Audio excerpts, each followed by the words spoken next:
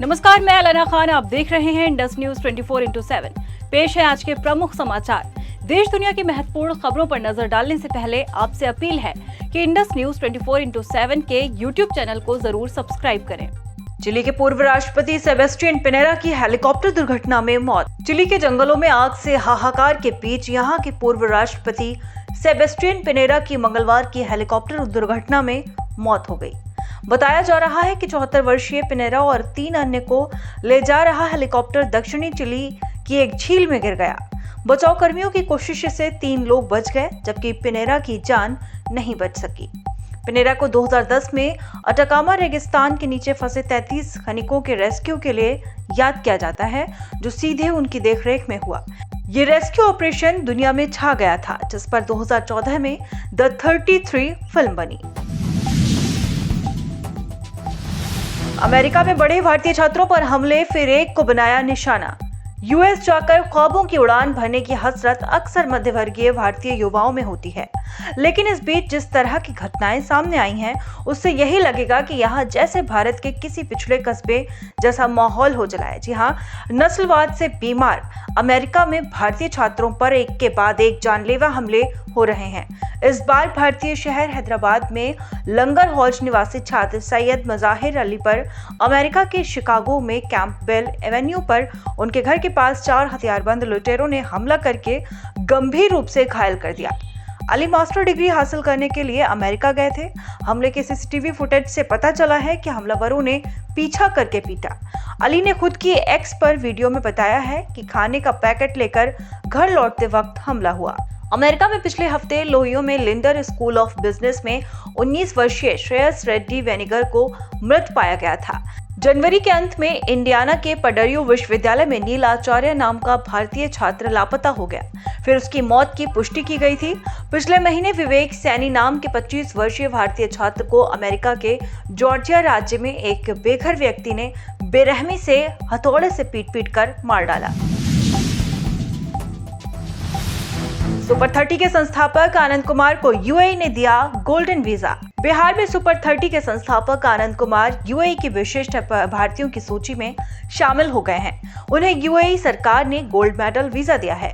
गणित के शिक्षक आनंद कुमार ने पटना में अपना सुपर 30 कोचिंग प्रोग्राम शुरू किया, जिसमें समाज के बेहतर गरीब व वंचित वर्ग के छात्रों को मुफ्त शिक्षा देकर आईआईटी, जेईई मेन और जेईई एडवांस जैसी परीक्षाओं के लिए तैयार किया गया और उसकी सफलता का चर्चा दुनिया भर में हो गया। आनंद कुमार को साहित्य और शिक्षा के क्षेत्र में उनके योगदान के लिए भारत सरकार ने 4था सबसे बड़ा नागरिक पुरस्कार पद्मश्री दिया है।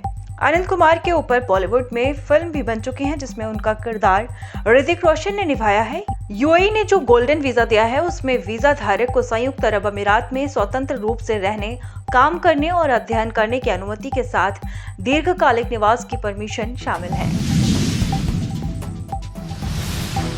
महाराष्ट्र में शिवसेना के बाद आया एनसीपी का नंबर। शरद पवार ने कहा, लोकतंत्र की हत्या। महाराष्ट्र में भाजपा का साथ न देने वाले दलों के नेताओं के दल ही फर्जी करार दिए जा रहे हैं। ईवीएम से घोटाले के आरोपों से घिरे चुनाव आयोग ने अब अजित पवार गुट को असली राष्ट्रवादी कांग्रेस पार्टी यानी एनसीपी घोषित कर दिया है, जिसे शरद पवार गुट ने लोकतंत्र की हत्या करार दिया है। मंगलवार को चुनाव आयोग ने न सिर्फ अजित पवार के गुट को असली एनसीपी बताया, बल्कि पार्टी का चुनाव चिन्ह दीवार घड़ी भी उन्हें दे दिया। शरद पवार गुट के नेता और महाराष्ट्र सरकार के पूर्व मंत्री अनिल देशमुख ने कहा, इसी तरह का फैसला शिवसेना के मामले में भी लिया गया था।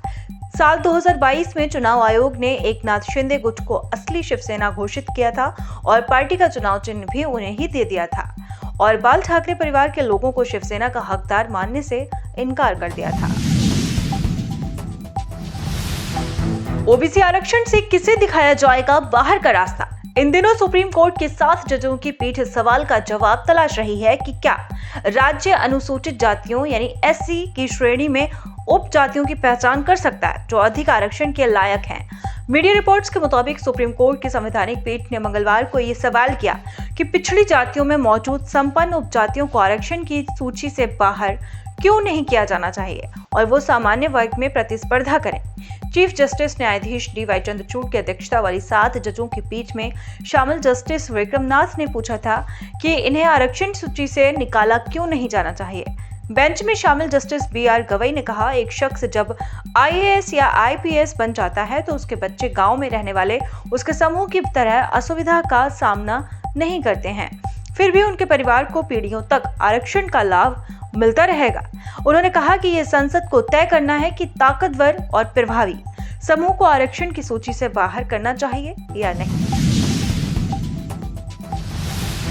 आखिर में बात खास दिन की। आज के दिन बाबा साहब डॉक्टर भीमराव अंबेडकर की पत्नी माता रमाबाई का जन्म हुआ था, जिनके सहयोग और त्याग से बाबा साहब ने वंचित समाज की लड़ाई लड़ी। 7 फरवरी 1898 को गरीब दलित परिवार में जन्मी माता रमाबाई का बाबा साहब अंबेडकर की जिंदगी पर बहुत बड़ा प्रभाव रहा। उन्हें विदेश में उच्च शिक्षा प्राप्त करने में मदद करने में सहयोग उनका अतुलनीय है। ये सामाजिक न्याय और सुधार के लिए उनके प्रयासों की समर्थक थी। बाबा साहब अंबेडकर और माता रमाबाई की जिंदगी का साथ 29 साल तक रहा, जो आज बहुजनों के अमर इतिहास का हिस्सा बन चुका है।